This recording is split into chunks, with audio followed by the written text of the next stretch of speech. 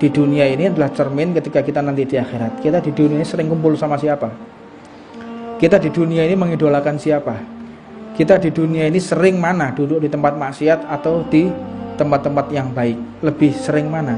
Itu adalah gambaran ketika kita di akhirat. Sebetulnya kita semua ini sudah tahu kita mau di surga atau neraka, sudah tahu semua, Pak. Tidak ada di antara kita ini yang tidak tahu kita mau di surga atau neraka. Omong kosong. Omong kosong kalau ada orang, saya nggak tahu saya nanti di neraka atau di surga. Omong kosong. Ya, saya seringkali mengucapkan seperti ini dan menjadi perdebatan. Saya memberanikan diri mengucapkan ini. Omong kosong kalau orang tidak tahu dia nanti di akhirat itu di surga atau neraka. Omong kosong menurut saya.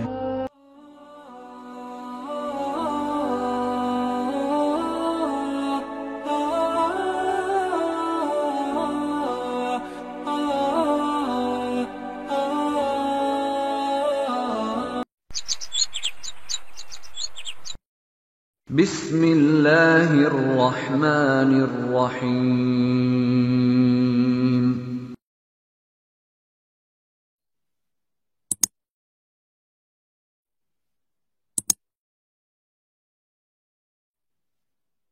Mereka diceritakan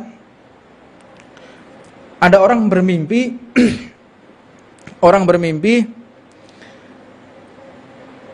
ahli kubur ini semua rebutan makan kecuali si bapak ini.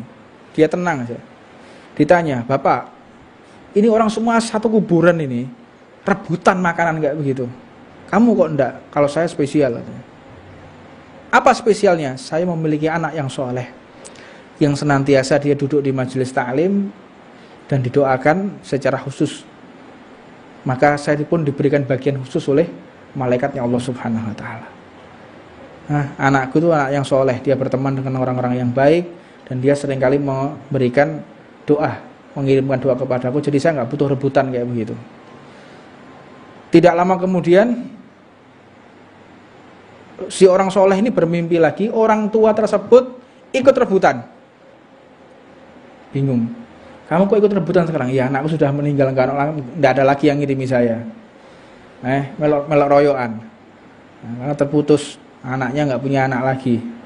Ya, anaknya nggak punya anak lagi dan dia ibadah untuk dirinya sendiri. Makanya saya ingatkan di dalam majelis ini, kalau kita punya handphone, kita punya media sosial media, sosmed, akun-akun Facebook, Instagram, gunakan akun kita untuk ikut serta menyebarkan dakwah dan mengajak orang ikut datang ke majelis.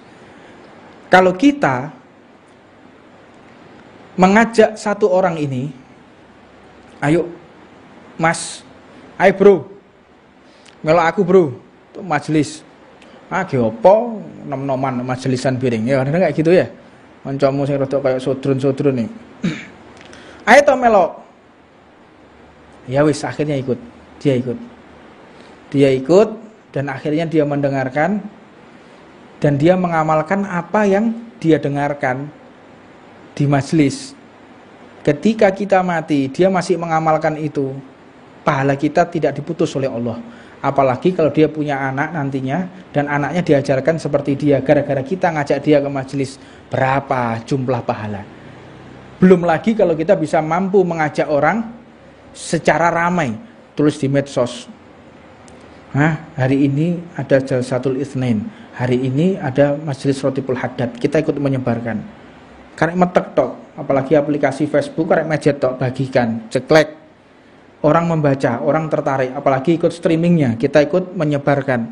Berapa juta orang yang melihat, berapa banyak huruf yang mereka dengarkan dari majelis ini, sehingga mereka ikut taklim dari streamingnya, ikut taklim, dan mereka bisa mengamalkan. Berapa banyak pahala yang akan dibalas oleh Allah Subhanahu wa taala. Ini bukan sesuatu yang remeh. Kita bagikan kebaikan di sosial media, kita mendapatkan pahala jariah. Begitu juga kalau kita membagikan pahala yang buruk, fitnah, adu domba, itu namanya keburukan yang jariah, yang walaupun orangnya mati tetap pahalanya akan bergulir terus. Waliyadzubillah min dzalik. Makanya kita berdoa kepada Allah, jangan sampai kita salah kumpulan. Orang kalau udah salah kumpulan faliyatubillah min dzalik. Karena di dunia ini adalah cermin ketika kita nanti di akhirat. Kita di dunia ini sering kumpul sama siapa? Kita di dunia ini mengidolakan siapa? Kita di dunia ini sering mana? Duduk di tempat maksiat atau di tempat-tempat yang baik? Lebih sering mana? Itu adalah gambaran ketika kita di akhirat. Sebetulnya kita semua ini sudah tahu. Kita mau di surga atau neraka sudah tahu semua, Pak. Tidak ada di antara kita ini yang tidak tahu kita mau di surga atau neraka. Omong kosong. Omong kosong kalau ada orang, saya nggak tahu saya nanti di neraka atau di surga. Omong kosong.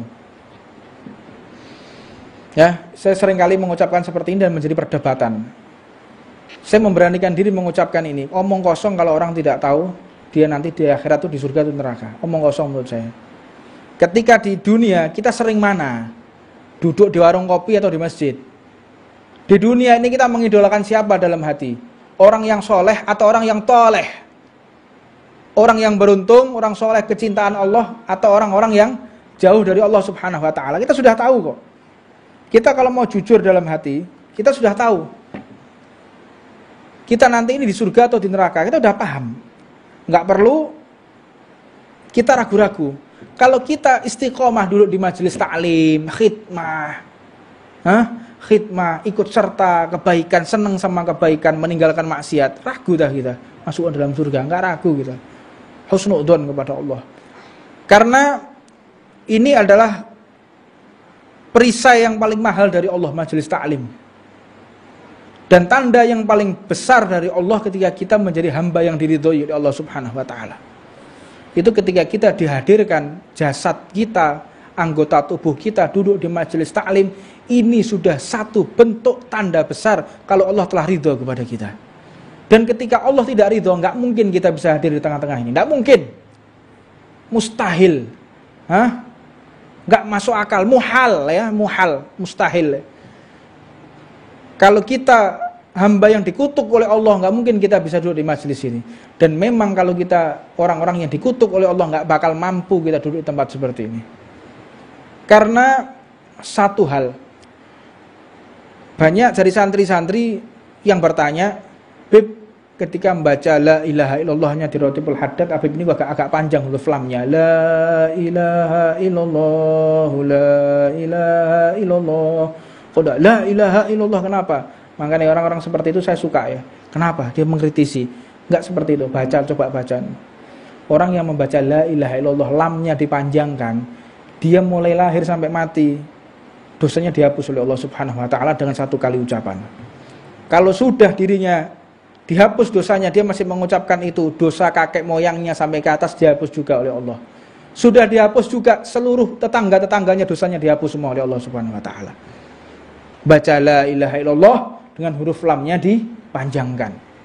Makanya la ilaha illallah, la ilaha illallah, huruf lamnya dipanjangkan.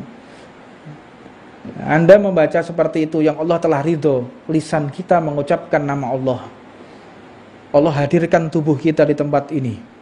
Ini pertanda Allah telah ridho kepada kita. Kalau Allah nggak ridho, nggak mungkin, Pak. Nggak mungkin kita bisa hadir di tempat ini. Muhal, mustahil. Makanya sulit orang mau duduk hadir di majelis ta'lim ini, sulitnya setengah mati. Sulit. Ada aja. Makanya Allah tuh memberikan hidayah di dalam majelis bukan pada saat kita semangat. Saat kita merindukan majelis, semangat-semangatnya itu biasa.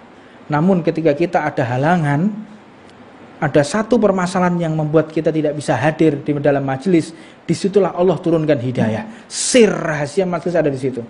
Kalau kita sudah ada halangan, kalau kita ada rintangan, ada cobaan, malas, gangguan di jalan, sehingga kita harus kembali pulang, itu Allah sediakan hidayah, Allah sediakan sir rahasia dari kemuliaan orang-orang yang ada di dalam majelis ta'lim.